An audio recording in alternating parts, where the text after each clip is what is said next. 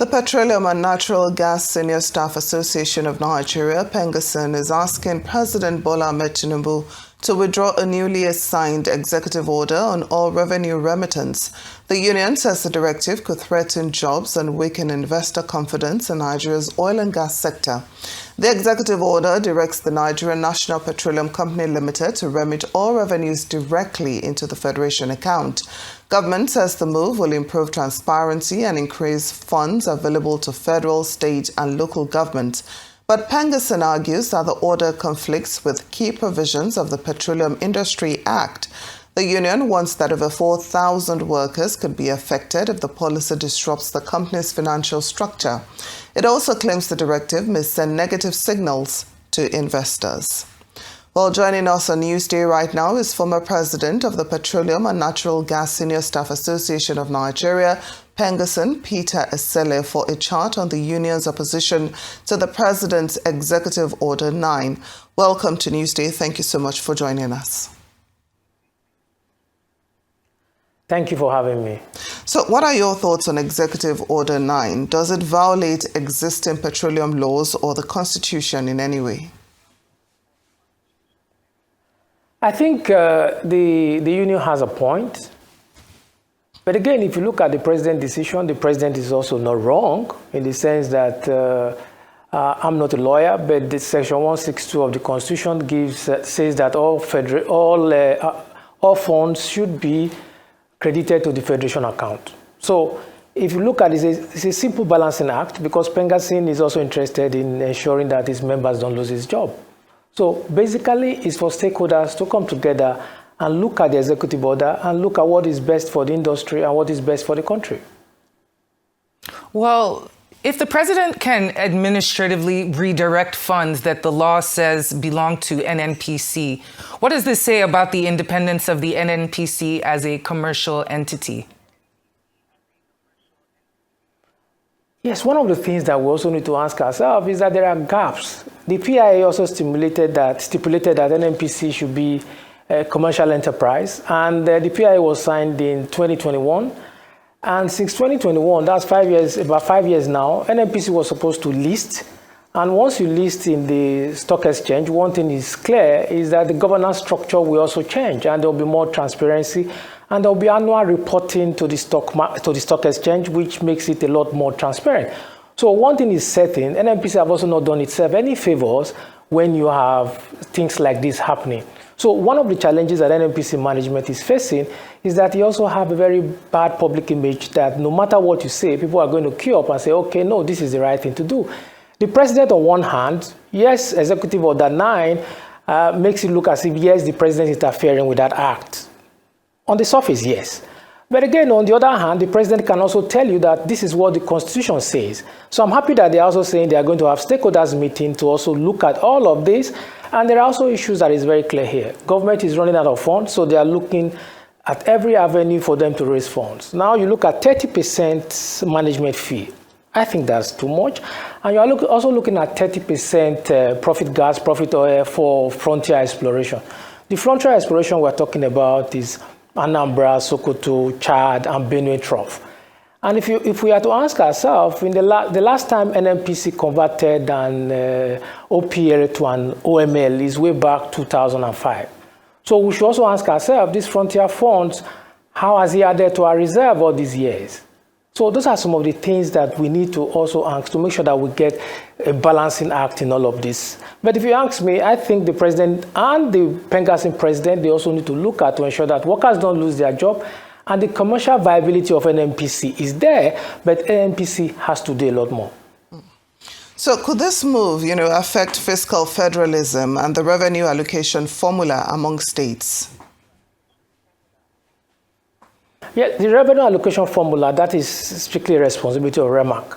And what you have now is that most times when people hear that funds go into federation account, the first take is that it's going to federal government. No, the federation account actually is both for the federal government, the state government, and the local government. So whether it's going to affect what they get, but I think if it's going to pump up substantially the amount that will go to federal government. Because let's take, for example, the last report by NUPROC was that the funds from the frontier fund was about $195 million was disbursed to NNPC as at December last year, and 14.9 billion naira. So if you look at that, if that was within 1 year, and that fund goes to the federation account, that's more money for federal, state, and local government. But we need to ask ourselves, would it be at the detriment of we not going to prospect for more crude? But there is need for transparency to know what these funds are being used for, and has the fund added value to the Nigerian crude reserve. And, you know, one of the fears is concerning investor flight. Why would a global oil major care about how Nigeria distributes its internal revenue? Is the concern more about the money itself or about the lack of legal certainty within Nigeria's markets?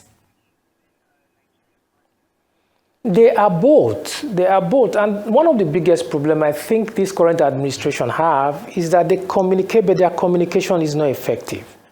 So if you are to explain under 9, you can explain under 9 within the framework of the Nigerian Constitution.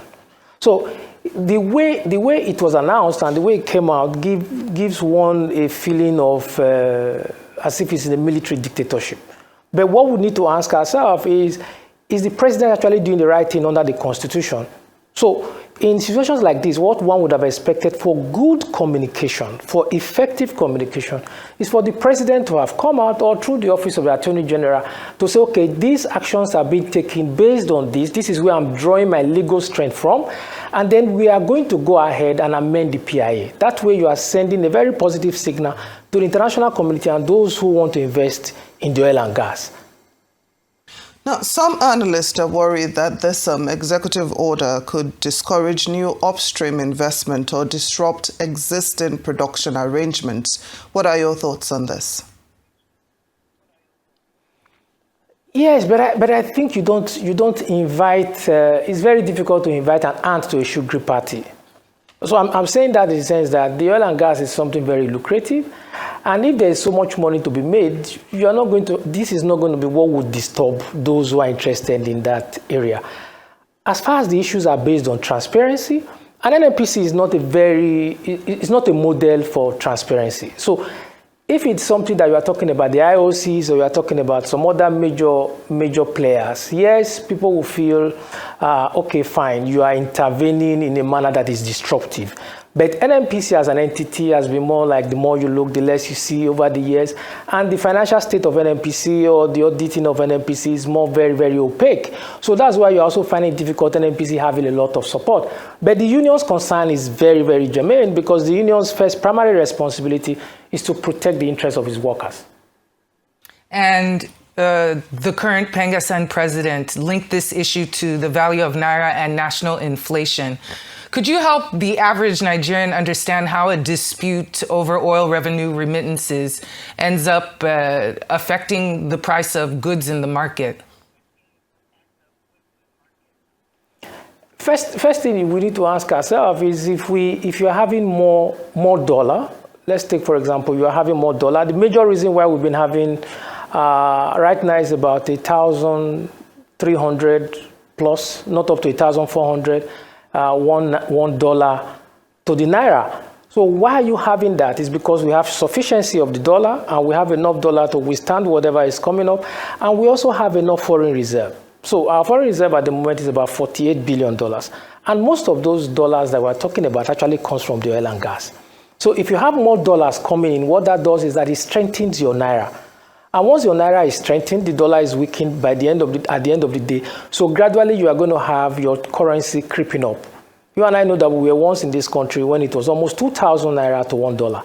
Why? Because we're having insufficiency of the dollars. So if you are not having foreign investment in the oil and gas, which primarily is dollar driven, so you are going to have less dollar. That invariably means that when you have less dollar, chasing naira, because we are import dependent, and then we are going to have the naira falling. But what we have at the moment is that from FX importation, from the various investment into the country coming in dollar denominations, our country is looking good. And the naira to dollar projection may even go as low as 1,200. when Dangote refinery also come up. Don't forget NNPC also have about 7.25% in the Dangote refinery. So if Dangote refinery goes ahead and also list, that's more money, and then there will be more export. So once you have more dollars coming into the country, it strengthens the naira, and then it also helps to fight inflation. Now, Mr. Esele, as we wrap up, what specific amendments or assurances do you think would make Pengassan reconsider its opposition? And also, what are the long-term implications of this policy direction for Nigeria's oil and gas sector? I think one of the things that will make Pengassan look at its position is, first of all, guarantee that its members are not going to lose their job, and the welfare of its members will also not be compromised. That's Pengassan's position. Then the second aspect is that you look at the PIA. If NNPC want to have a commercialized NNPC, NNPC should go commercial. If NNPC want to explore for crude, it can go do public listing. It can also look for private equity and raise funds to do that. And then the other aspect is that the GCO of NNPC, for example, who is the boss, can be hired and fired at any time, which of course is politically driven. I would advise that whoever is running NNPC should be in the same climb as the governor of CBN, 5 years, renewable, so that he has time to plan. If I tell you in the last 10 years, you've had more than 5 GMDs of NNPC or GCON, whatever they want to name it. And once you have that, you have policy inconsistency, and there's not enough time for whoever is the boss to plan. But if a man knows that I'm going to be here for 5 years, and renewable for 10 years, so his short-term, medium-term, and long-term goals will be for the strengthening of the establishment. I think that should be in the amendment. Well, Peter Esele, thank you so much for joining us this afternoon here on Newsday.